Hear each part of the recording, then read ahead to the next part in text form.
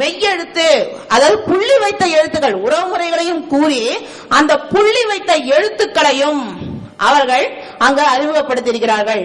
இணை எழுத்து பாடல், இணை எழுத்து அப்படின்னு சொல்லும் போது முக்காவது தமிழ்ல இருக்கா தமிழ் ஆசிரியர்களுக்கு தெரியும்.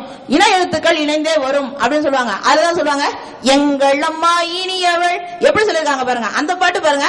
அக்காள் வீட்டு தோட்டம் பார்.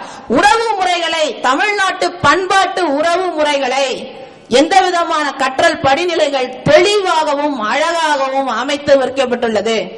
நகர நகர வேறுபாடு, இந்த 2 சுழினா 3 சுழினா தாங்க இப்ப ரொம்ப குழந்தைகளுக்கு பிரச்சனையா இருக்கு. அப்ப அந்த பாட்டை சொல்லும் பொழுது மன்னன் நல்ல மன்னன் அப்படின்னு சொல்றாங்க. இதே மாதிரி ஒரு 2-3 வரிகள் இருக்கு. இதை நம்ம ஆசிரியர்கள்லாம், பழமையான ஆசிரியர்கள்லாம் சொல்லி தருவாங்க. இப்ப இருக்க ஆசிரியர்கள்லாம் பாடுறாங்க, ஓரளவுக்கு தான் பாடுறாங்க. அதாவது கிரியேட்டிவா அவங்களுடைய கருத்துக்களுக்கு தகுந்த மாதிரி பாடுறாங்க.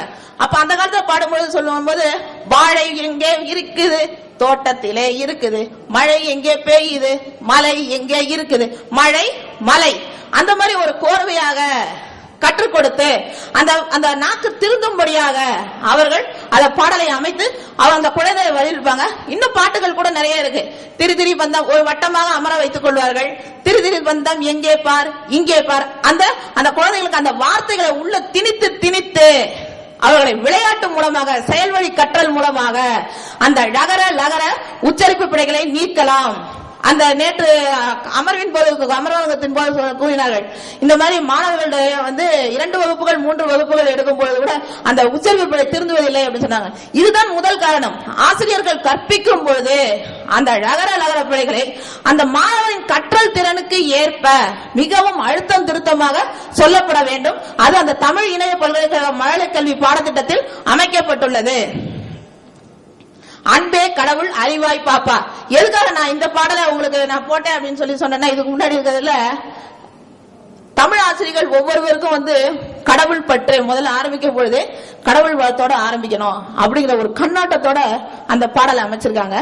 இதுல பாத்தீங்கன்னா இவன்ல எழுத்துக்களை எழுதும் பயிற்சிகள் பிகினர் ஸ்டேஜ். நான் ஏற்கனவே சொன்னேன் இல்லையா, முதல்ல நம்ம மழலை கல்வி பிரைமரி வகுப்புல, இது பிகினர் வகுப்புல இருக்கிற இணையதளத்தில் அமைந்துள்ள எழுத்துக்களை எழுதும் பயிற்சிகள் போன்றவற்றை நம்ம மழலை கல்வியில் இணைத்து கற்றுக் கொடுக்கலாம். அடுத்து பாத்தீங்கன்னா இன்னொரு வலைதளம் இருக்கு, Kids1 www.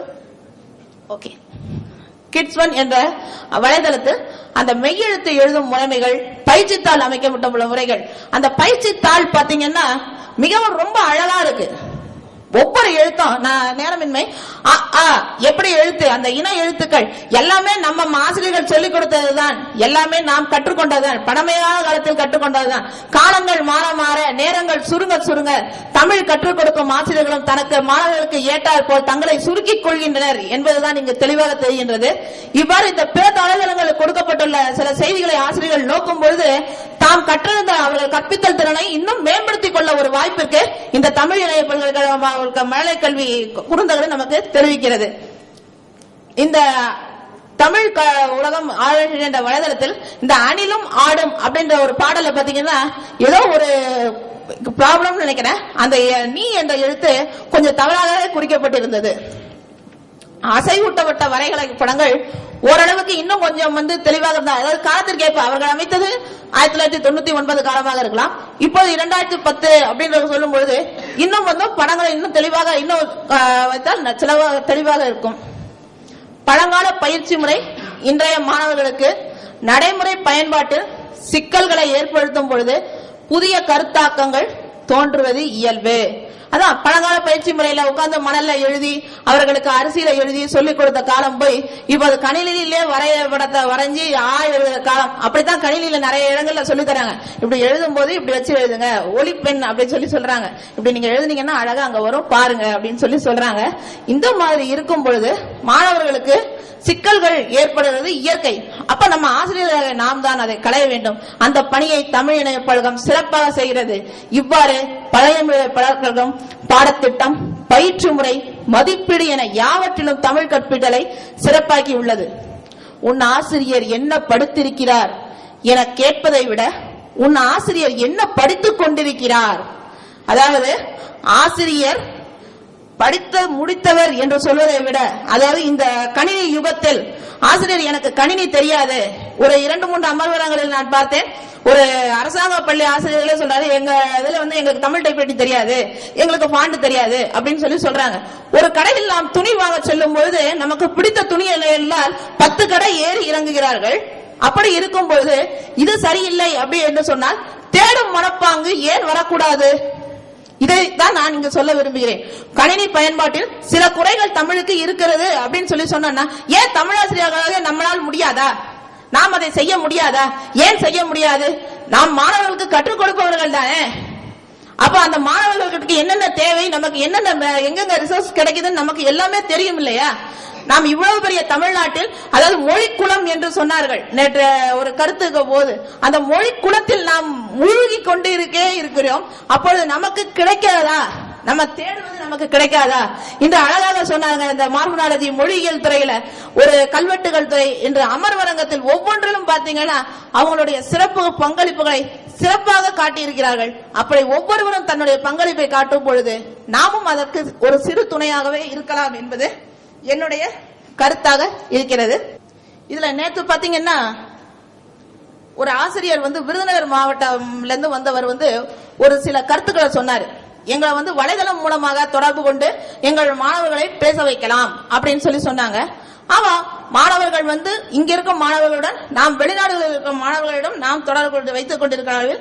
கணினி பயன்பாடு அறிந்தும் அவர்களுக்கு நாம் என்ன கற்றுக்கொண்டிருக்கிறோம், அவர்கள் என்ன கற்றுக்கொண்டிருக்கிறோம் என்ற உரையாடல் திறனை நாம் தமிழாசிரியர்களை நாம் தான் வளர்த்துக் கொள்ள வேண்டும். அதற்கான தேடுதலிலும் நாம் ஈடுபட வேண்டும்.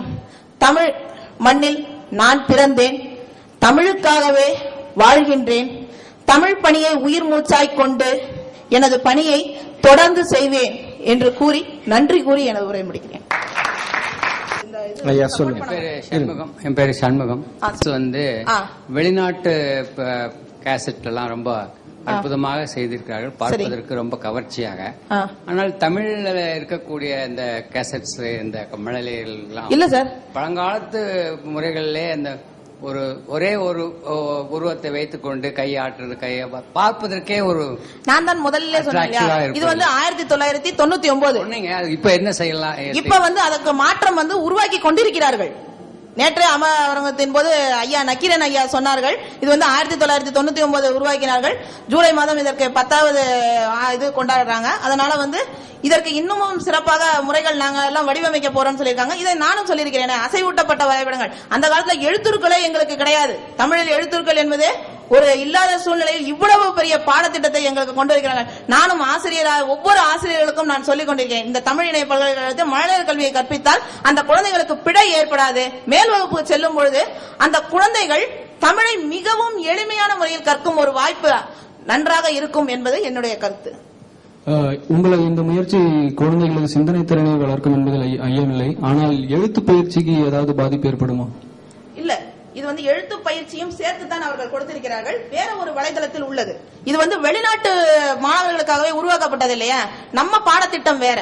நம்ம பாடத்திட்டத்துல குழந்தைகளுக்கு 2 வரி நோட்டுல இப்படி எழுது அப்படின்னு சொல்லி சொல்லுவோம். ஆனா அந்த வெளிநாடுகள்ல படிக்கிற குழந்தைகளுக்காகவே இது உருவாக்கப்பட்டது அப்படின்னு சொல்லும் பொழுது பாத்தீங்கன்னா அவங்க என்ன நிலையில இருக்காங்க அப்படின்னு சொல்லி அவங்க அதுக்கு தகுந்த மாதிரி அவங்க அழகா கொடுத்திருக்காங்க. ஒவ்வொரு இடத்துலயுமே கொடுத்திருக்காங்க.